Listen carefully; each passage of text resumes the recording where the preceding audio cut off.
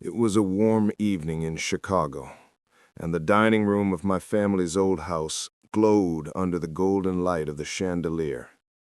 The table was filled with food, laughter, and the sound of clinking glasses, but beneath that polished surface, tension was thick, waiting for the moment it would explode. And it did, when my father, Richard, stood up, looked straight into my eyes, and shouted in front of everyone, "Get out of my house, Michael. You don't belong here." Have you ever been humiliated so deeply by the very person who was supposed to protect you? Have you ever felt the floor disappear under your feet while everyone you loved just stared in silence? That night, I felt the sting of betrayal sharper than ever. But what came moments later turned my father's cruel words into a twist none of us expected.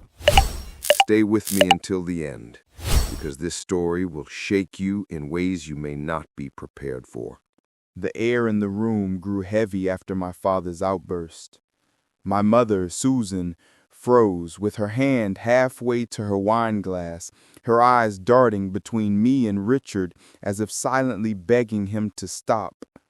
My sister Emily, always the favorite, leaned back in her chair with a faint smirk, enjoying every second of my humiliation. Around the table, relatives avoided my eyes, pretending to be busy with their food. It felt like I had been stripped naked in front of the people who were supposed to be my family. I tried to swallow my pride, but the words echoed in my chest like a wound reopening. You don't belong here. For years I had sensed my father's disappointment in me. No matter how hard I worked, no matter what achievements I brought to the table, I was never enough compared to Emily. She was the golden child, the lawyer like him, the mirror of everything he admired.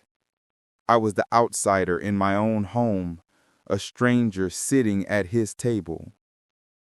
My hands trembled as I pushed my chair back. The wooden leg scraped against the floor, making a sound so sharp it cut through the silence. My heart pounded, and every instinct in me screamed to fight back, to tell Richard how cruel he was being. But as I looked at my mother's pleading eyes, I swallowed the words burning inside me. I refused to let him see me break, not in front of Emily, not in front of everyone. Richard's face remained stone cold, but his eyes burned with a fire that told me this wasn't just about dinner. This was years of resentment, years of him seeing me less than the son he wanted.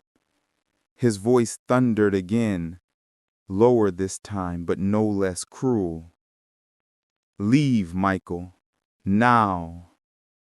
It wasn't just an order. It was a declaration that I no longer belonged in his world. I turned my gaze to Emily, hoping for even the slightest hint of compassion. Instead, she lifted her glass in a slow, mocking toast, her lips curving into a smile that said everything she never had to speak. And in that moment, I understood. This was exactly what she wanted. My father's anger was her triumph, and my silence was her victory. As I stepped away from the table, my mother's voice broke the silence. "Richard, please," she whispered, her hands trembling as she reached for him. But he didn't flinch. His authority filled the room like a storm, leaving no space for mercy. I paused for a moment, torn between walking out the door and standing my ground. The weight of years of rejection pressed down on me, but deep inside, a quiet voice told me to stay. The lawyer, Mr. Thompson, cleared his throat softly. He had been sitting quietly at the far end of the table, his leather briefcase resting against his chair. He was an old family friend, almost invisible in moments like this, but tonight his presence felt heavier, as if he carried something more than legal papers. His eyes met mine briefly, and I could swear there was something unspoken in them, something waiting. Emily, sensing the spotlight returning to me, leaned forward with feigned concern. "Michael, maybe it's better if you leave. Dad just wants peace tonight." Her words were sugar-coated poison, crafted to sound caring, but sharp enough to twist the knife deeper. Around the table, a few relatives nodded weakly, their silence aligning them with her. I felt the sting, but I refused to give her the satisfaction of seeing me crumble. I sat back down slowly, ignoring my father's glare. The chair creaked under me, and the air grew tense again. My father's knuckles whitened as he gripped his glass. He was used to having control, to having every command obeyed without hesitation. And here I was, defying him, not with words, but with presence. For the first time that evening, I felt a small surge of strength, a whisper that maybe I wasn't as powerless as he wanted me to believe. Susan looked at me with tears forming in her eyes, silently thanking me for staying. I could tell she had spent her life caught between Richard's authority and her children's pain. Tonight, that burden weighed heavier than ever. And as the room sat in uneasy silence, Mr. Thompson finally placed his hand on the table, his voice calm but firm. "Perhaps this is the right time to share what I came here for." The clinking of silverware stopped as every pair of eyes turned toward Mr. Thompson. He adjusted his glasses, his calm presence cutting through the storm that had consumed the room. "Richard," he said firmly, "your late father left behind some instructions that must be addressed tonight." My father stiffened, his face flushing red, as if someone had dared to challenge his authority in his own home. Emily frowned, confused, her confidence faltering for the first time that evening. "Instructions? What do you mean?" she asked, her voice sharper than before. Mr. Thompson reached for his briefcase, pulling out a stack of carefully folded documents. The leather creaked as he placed the will on the table, its weight heavier than any words that had been spoken so far. Suddenly, the room that had been Richard's stage of control became something else entirely. I watched in silence, my chest tight with anticipation. For years I had been invisible at this table, the target of humiliation and disappointment. Yet at that moment, as Mr. Thompson began reading the words of my grandfather, I realized this night wasn't about shame. It was about truth. And the truth was about to speak louder than Richard ever could. My father's jaw tightened as Mr. Thompson's voice carried across the dining room. "To my grandson Michael, who has endured more than he ever should, I leave the house and the land it stands on. May he build a future stronger than the walls that tried to contain him." Gasps filled the room. My mother covered her mouth with trembling hands. Emily's wineglass slipped, spilling red liquid across the white tablecloth like blood. If this story has already touched you, if you've ever felt the sting of being underestimated, take a moment right now, leave a like, and share it with someone who needs to hear this, because what happened next changed not just my life, but the entire meaning of family at that table.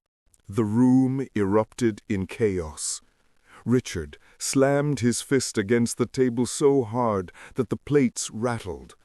"This is nonsense!" he shouted, his voice shaking with rage. His control, so unshakable just moments ago, now cracked like glass under pressure. Emily's face twisted, her confidence gone, replaced by disbelief and envy. She couldn't understand how her perfect image hadn't secured her everything she thought she deserved. Susan, for the first time in years, lifted her chin and spoke with a steady voice. "No, Richard, it's not nonsense. Your father saw what you refused to see. Michael has always been strong, even when you tried to break him." Her words pierced the silence like a blade. I looked at her in awe, realizing she had carried her loyalty to me quietly all along, waiting for this very moment to let it shine. Emily stood up abruptly, her chair screeching against the floor. "This isn't fair! Michael doesn't deserve any of it!" she yelled, her hands trembling with frustration. But Mr. Thompson raised his hand calmly, his authority now unshaken. "This was your grandfather's wishes, and they will be honored." His words sealed the fate of the evening. I sat there, stunned, as the weight of what had just happened settled in. All those years of silence, all those dinners where I was treated as invisible, had led to this moment. The house, the land, the legacy, everything Richard had tried to deny me was now mine. And the irony of it all was that the very table where I was told to leave had just become the place where I finally belonged. Richard's face turned pale as he sank back into his chair, defeated. For the first time, he looked smaller, not the giant who had loomed over my life for decades. Emily glared at me with eyes full of hatred, but her words were powerless now. And in the center of it all, I felt a strange mix of triumph and sadness. This wasn't the revenge I had dreamed of. It was justice I hadn't dared to hope for. That night in Chicago, everything changed. My father's words, meant to erase me from the family, only highlighted the truth my grandfather had seen long before. The house, the land, the legacy, it wasn't just about property. It was about finally being acknowledged for who I was, about reclaiming a place at the table that had been denied to me for so long. As I looked around, I realized that justice doesn't always roar. It sometimes whispers through the pages of a will, through the courage of a mother's voice, through the silence of a man who refuses to walk away. Richard lost his control. Emily lost her power. But I gained something far greater than wealth. I gained the freedom to write my own story, no longer bound by the chains of his disapproval. And maybe that's the lesson buried in all of this, that dignity is not given, it's claimed. If you've ever felt invisible, if you've ever been pushed aside, remember this story and let it remind you of your worth. The unconscious always invites us to look deeper, and I invite you to continue this journey with me. If something inside you woke up tonight, don't keep it silent.